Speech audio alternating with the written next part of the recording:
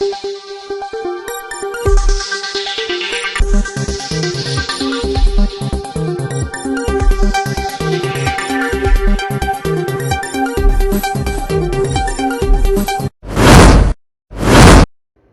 Police दूरक्षेत्र परिसरामध्ये अचानक लागलेल्या आगीमध्ये 11 गाड्या जळून खाक झालेल्या आहेत।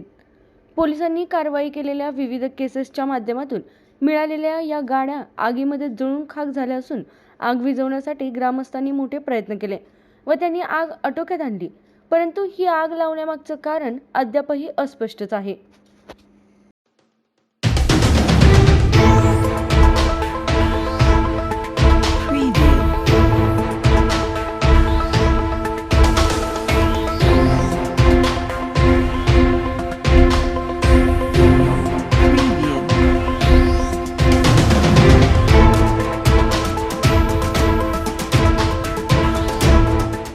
आपल्या तालुक्यातील जिल्ह्यातील बातम्या सर्वप्रथम पाहण्यासाठी आजच सातारा न्यूजला YouTube चॅनलवर सबस्क्राइब करा, लाईक करा, शेअर करा आणि बेल आयकॉन प्रेस करायला विसरू नका।